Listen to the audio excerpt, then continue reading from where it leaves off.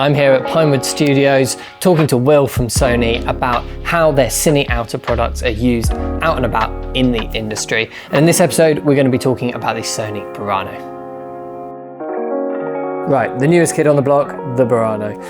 So this, to me, has always seemed like a camera with two personalities, so simultaneously being that B camera to the Venice, but also being that, you know, ultimate owner-operator, solo work shooter camera, documentary kind of camera. How does this sit with you and the kind of conversations you've been having around it? Yeah, it's a really good assessment. So, like I say, the camera does sort of have almost two lives. So, the Burano was built out of this idea about having this run and gun style single owner operator, like the people have experiencing with like the FX6, FX9, things like that. Sony's very good at making those kind of cameras, right? Absolutely, that's the bread and butter. Yeah, but at the same time, you know, sometimes people from those cameras want an increase in the image science and the quality and the recording options, things like that. So the Burano was sort of a hybrid of how do we get that run and gun mobility of these FX cameras with like this sort of cinematic higher end quality image that we expect from the Venice and Venice 2 sensor. So that's sort of how this has sort of been made. In terms of sort of how these sort of two lives it has, so for this sort of high-end sort of feature use, B camera to Venice, like you say, you know, the color science is exactly the same. So, you know, it sits perfectly, it grades beautifully with the Venice 2. I have heard DITs say to me, look, with shooting side by side, they're like, I know which one is the Burano, but when I look at it, the image is the same, you know. So it's really good to hear. So we have that. For this high-end use, we do find that people, while traditionally they would use sort of NDs, and like with the Venice 2, they have that mechanical glass ND. The Burano has an adjustable ND, a variable ND, and we found that people are actually finding uses for that, which they wouldn't normally, because you wouldn't normally have a variable ND in that. So people can sort of, if they say strap that to a drone or something, they can change the ND mid-shot, which you can't change the mechanical ND of the Venice in shot, mid-shot. So we're seeing these applications which we fit into this, which typically wouldn't be seen on sort of this high-end, being used by them. So it's smaller, it's more lightweight, it's about a third lighter than the Venice, third smaller than the Venice. It's got IBIS, so our in-body inbuilt stabilization. And again, like I've had DP say to me, well, I want to hand hold it, but you know, we're going to get that sort of that tremor. And this means that in some cases, they might not even need an easy rig or some kind of gimbal. They can literally hand hold it. And because it's all in body, you don't even have to do it in post. So the sensor's literally moving. So let's chat more about this IBIS, because this is the first time we've seen IBIS make its way to a high-end cinema camera. That we've always heard from the industry over the years, you know, that the two aren't compatible. What changed with the Burano? What, you know, and how have you found with these high-end productions that has been taken up? You know, have they been receptive to it? Is it a good thing for them, or is it seen as sort of but it does have IBIS? You know, how does that fit? No, because the sensor physically moves and it has a variety of modes, and even the low version is still so good, which has no crop or anything, people just turn it on and leave it on, you know, because there's even up on those big sets. Even up on them, because there is no drawback in having it on, especially in the low mode. You know, it's particularly tuned for that human movement, so that rapid, like that wobble. So there might be instances where people might want to turn it off, like maybe on a drone or a certain sort of, like if a car engine's rumbling, maybe like it might sort of counteract maybe, but that's sort of seen in testing. But the main thing, people love it because it just takes that edge off some operating, you know. Yeah, people are very receptive to it. And I guess when it comes to the other side of this camera's personality, the solo shooter, you know, that kind of documentary work, perhaps high-end wildlife and that kind of things, that stabilization is all of a sudden so valuable. Absolutely. So people on long lenses, you know, you've got a long lens and it's slightly windy, you know, you do see that movement that pretty much goes completely with this. Again, sort of with wildlife, not just with wildlife to be honest, but for documentary users, if they have a zoom lens, quite often a lot of zooms, your iris will change as you zoom in. because this also has the variable ND, which can automatically compensate. So people can work with a moving iris while maintaining their exposure, and that's just sort of like a limit of the lens. But then also, and this may harken back to the higher end use, when people want to do a depth of field pull where they're changing the iris, they can now do a depth of field pull by changing the iris, and the variable ND will open up to allow that to be possible. Again, that's the sort of thing you can't do with a mechanical ND at all. Or you would need a specialist tool that you have. And just talking more about that side of things, this sort of documentary end users. So we found the reception is very good. So the camera is incredibly low power. So the batteries last for ages. It has 2 channels of audio built into it. However, if you have our FX9 handle, that can go into that, which gives you 4 channels of audio. We have our IBIS, we've got our variable ND, we have a ton of user buttons, which just means for the single operator, a single documentary cameraman, you get this incredibly high quality of like our XOCN, our RAW codec, or our XAVC, and all these tools. So you get these cinematic tools that you get, the cinematic image you have from our Venice, but you get these tools that you're used to from these FX cameras, which just make it a really versatile camera to have out in the field. So those customers familiar with the FX cameras, FX6, FX9, moving up to Burano, what do you think the biggest difference that they're going to see is?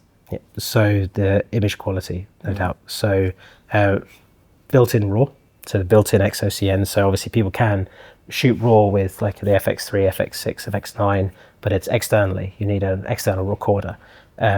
And it's typically it's recording as 12-bit on one of those. Whereas with us, you get our XOCN, which is a codec that no sort of NLE editors have any issues with at all.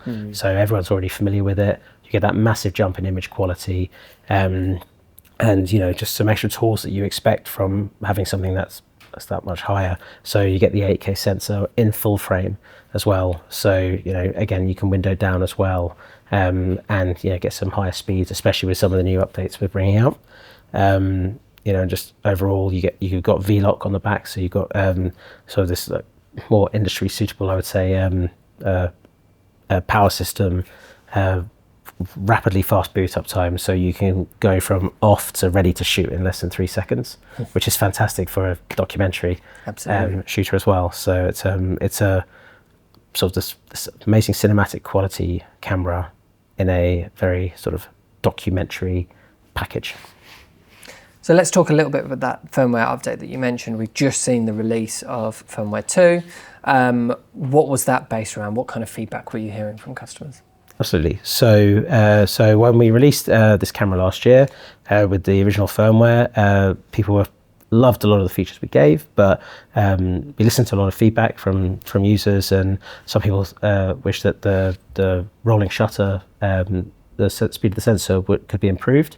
There are limitations to a camera when you build it about what you can do, because an 8K full frame sensor, it's very hard to, there are always drawbacks, but we listened to people and say, how can we improve these things for people? Because so many people will say, I love this camera, but I just need that.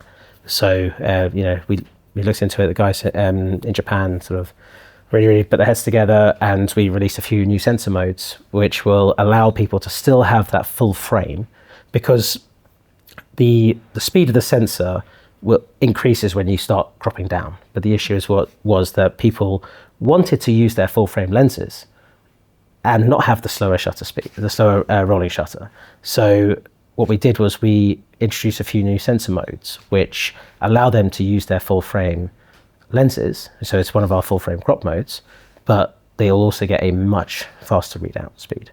So, and are we talking a little bit faster, or are we talking a lot faster? It's a scale, and the smallest one, say for example the HD one, is incredibly fast. So it'll be less than 3 milliseconds. So it's that's fast. It's super fast. And so we have these sensor modes that we've introduced. We've also sort of smoothed out and unified the surround view and the on-screen display, because a lot of the display information was overlaid onto the screen, which I know a lot of people are not happy about.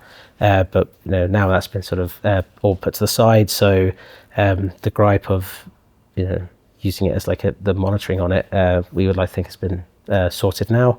And it's just about really listen to owners and filmmakers that wanted to use it or had it and said, like, this is what we need to do. And we did it. Fantastic. So since the launch of the Burano, what kind of reception have you seen? What kind of adoption have you seen on this? What kind of productions and areas has this been fitting into? Yeah. So as you said earlier, so we see a lot of the time it being used as a B camera or a C camera to a Venice. Bridgerton have had this along with the Venice being their main camera. The new Mission Impossible film, their main camera has been a Venice for a couple of films now. But they had the need for a smaller body. And, while we have our extension system, as you can imagine on a Mission Impossible film, there's a lot of movement, a lot of action, and having a cable dangling out the back could be a trip hazard or just an issue. So there were times where they would say, we love our Venice, but it's just a little bit too big. So then we presented them with the Burano, and they took the Burano and they used it, and they say it's great because the image it's matching our Venice so well, but we've got a third lighter body, a third smaller body. So that means that in some of these action sequences, especially in these action sequences where they might be in tight spaces, they're not limited in that way, which obviously in those kind of shots you need the camera more to be an observer than to be directing the action. It helps them choose the right tool for each particular moment, right? They've got the big Venice, they've got the Venice with the extension mini, and now they've got this as well. Exactly. And I'm seeing a lot now of on camera sheets and things, seeing sort of the main camera's a Venice, and then you've got a Burano and you've got an FX3. So people sort of taking advantage of the whole sort of cinema line because they all have that similar image science and that same, so they blend together really well. But there are times where people have got the Venice and they're like, we need a smaller camera, but not sure about the FX3 or FX6. That can quite often just fit the bill. So that kind of adoption, at least in the high end, we're actually seeing it quite a lot. So moving back towards the more owner-operator, solo shooter sort of side of the camera, if you are sat at home as an owner-operator and trying to choose between Sony as a brand, you've got FX3s, FX6s, FX9s, Buranos, Venice. When do you think people should choose Burano? Where does that fit up in that lineup, do you think?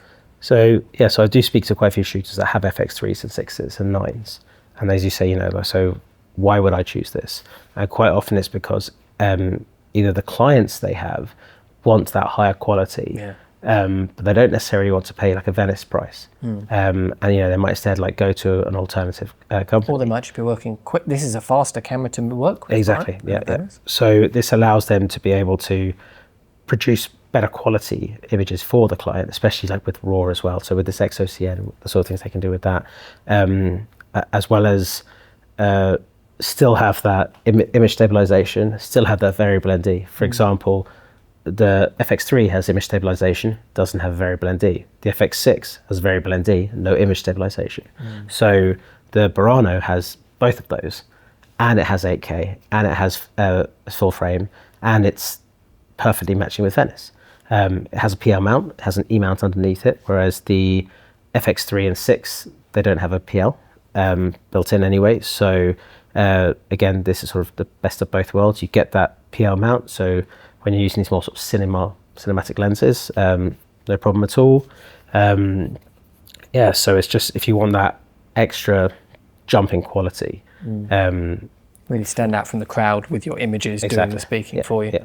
So it's really for people that want that Venice quality, that high-end sort of cinematic look, but then with these great nifty features they expect from like these FX line cameras that allow them to be able to produce this great body of work while still having some amazing tools to allow them to do that when they might be on their own or in a situation where they might not have access to, say, stabilizations or gimbals and things like that.